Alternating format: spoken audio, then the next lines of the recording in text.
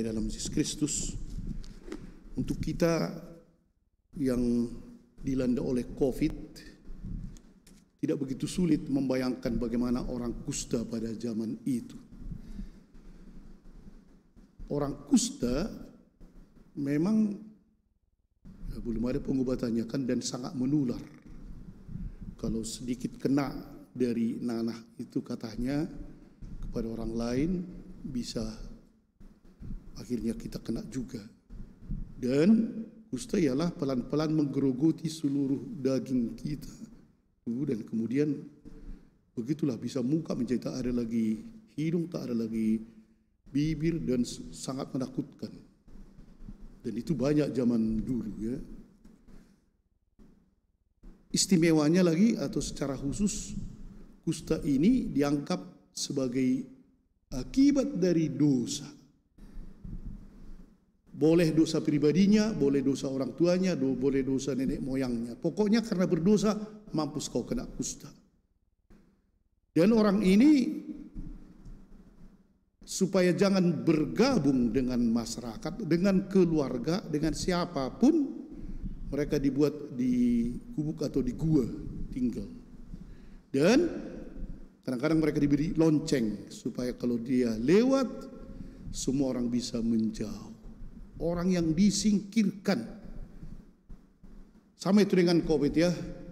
Kalau ada orang meninggal karena COVID, banyak sudah pengalamannya, dibawa ke kampung, terpaksa jam 3 pagi dikubur. Dan itu pun orang kampung melarang, jangan masuk familinya ke sini. Padahal famili dekat semua itu kan. Tak boleh familinya datang ke sini, harus mereka langsung pulang ke Medan. Dan itu resmi. Dan banyak yang mengalami itu sekarang kan. Kalau ada orang COVID, bagaimanapun kita jaga jarak. Orang yang sudah, kita katakanlah mungkin sudah bebas pun, kita masih ketakutan, disingkirkan. Para bapak dan ibu, pada hari ini memang itulah yang dirasakan oleh seorang sakit kusta yang sudah tak ada lagi harapan masa depannya. Tapi inilah datang kepada Yesus, kata-katanya sebenarnya yakin dia bahwa Yesus bisa, tapi tak yakin dia, jangan-jangan Yesus ini tak mau.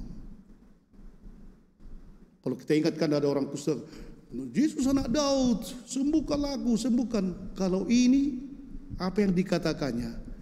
Kalau engkau mau, engkau dapat mentahirkan aku. Di antara keraguan karena dia merasa saya enggak layak, tapi dia tahu bahwa Yesus bisa. Kata-kata itu yang luar biasa. Kalau engkau mau.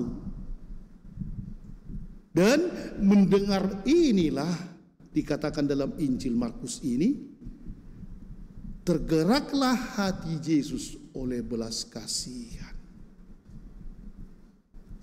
Kalau engkau mau, engkau dapat mentahirkan aku.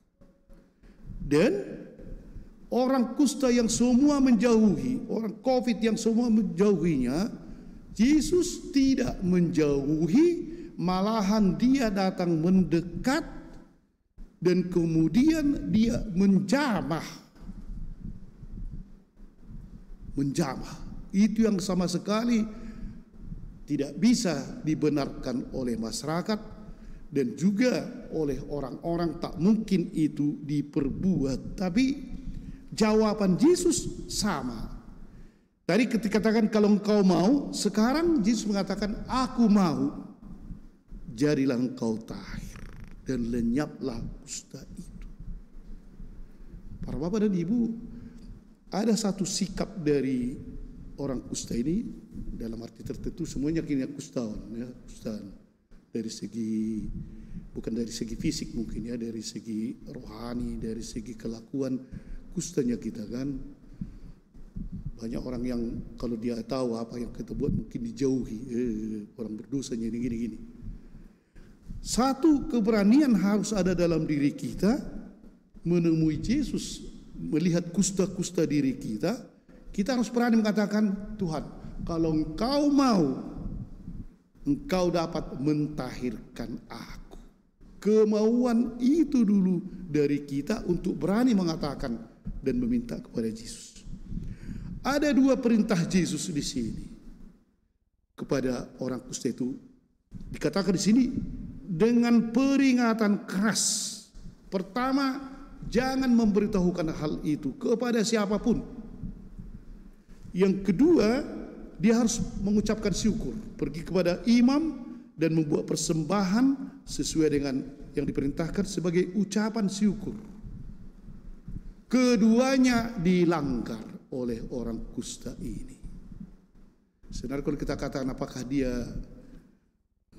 salah atau dia kurang ajar, sulit juga ya. Mungkin ya siapa kan kalau sudah bersih dari kusta begitu gembira, bisanya lupa kita kan. Ada seorang mahasiswa itu. Jadi sebenarnya udah beberapa hari dia terus untuk meja hijau, mempersiapkan diri kan, kurang makan lah dia atau apa, pokoknya dia berdoa habis-habisan. Dan kemudian meja hijau lah dia pas siang-siang jam 1 dia meja hijau dan rupanya lulus.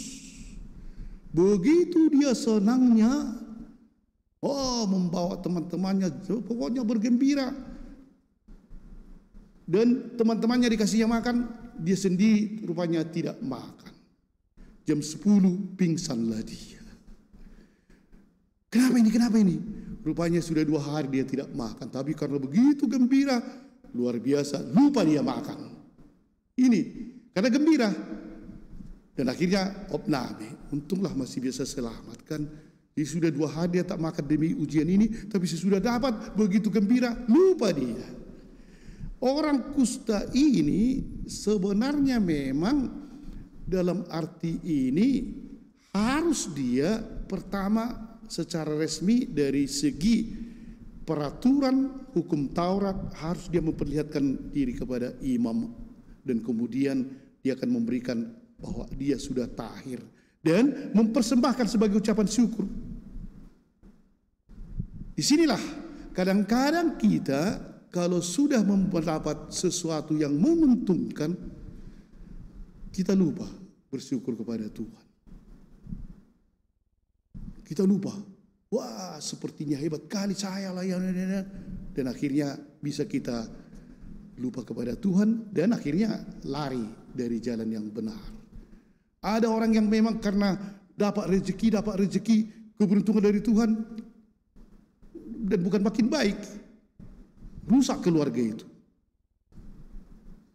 Karena suaminya mendapat rezeki, dapat borongan di sini. Kemudian karena itu lupa dia bahwa dia bertuhan sudah 3 istrinya. Ada yang begitu, tak ada lagi. Sehingga orang mengatakan lebih baiklah dulu kau miskin daripada seperti ini. Entah apa kau. Ada orang yang memang anak orang kaya, banyak dapatnya dari bekasi duit dan seterusnya, hasilnya anaknya semua ganjaan. Bukan bersyukur, tapi memanfaatkannya ini akhirnya jatuh. Dan tidak ada artinya, lebih baik sederhana saja. Kita lihat itu di tengah-tengah kita kan. Karena begitu banyak hartanya, anaknya tak ada yang berhasil. Ini entah apa, rusak semua kan. Tapi kalau dia dengan syukur, dia tahu bahwa ini karena pemberian Tuhan, dia akan rendah hati dan menggunakannya dengan baik. Dan disitulah kita sebenarnya harus mengikuti apa yang dikatakan oleh Tuhan ini. Dalam arti ini, pergilah, sudah kau sembuh, pergi ke altar Tuhan dan persembahkan dirimu, bersyukurlah. Itu yang tak dibuat oleh orang kusta ini. Dan yang kedua tadi, jangan memberitahukan. Tapi itu mungkin bisa mengerti ya. Kalau memang tiba-tiba sudah tak kusta lagi, siapapun kemanusiaannya itu sangat manusiawi. Engkau malam aku, engkau malam. Berteriak-teriak. Bukan karena mungkin dia mau pamer, tapi hanya karena itu. Tapi memang itu mengapa dalam Injil Markus seringkali atau beberapa kali Yesus mengatakan jangan memberitakan ini kepada orang. Karena dia tidak ingin bahwa keinginan orang menggambarkan dia dan dia harus seperti yang diinginkan orang. Tapi dia lebih sebenarnya apa yang diinginkan oleh Bapa di surga. Karena manusia ingin supaya bisa makan, supaya bisa sembuh, tapi hanya dangkal saja. Itu yang dilakukan oleh Tuhan. Jadi ketika kita pun mengalami sesuatu yang luar biasa, boleh memberi kesaksian, tapi lebih baik kesaksian hidup. Tak usah pergi, ada itu kan pergi ke perkumpulan sana, wah diberikan kesaksian, pergi lagi, diundang lagi sana, berikan kesaksian, lama-lama dia yang menjadi bintang, bukan Tuhan yang menjadi bintang. Jadi dialah yang pamer, oh diundang, kemana kau diundang? Oh diundang aku memberikan kesaksian, karena usahaku dulu gagal tapi sekarang sudah berhasil. Pamer akhirnya salah. Dan itulah yang diingatkan Tuhan, keinginan Tuhan yang jadi, bukan keinginan kita. Amin.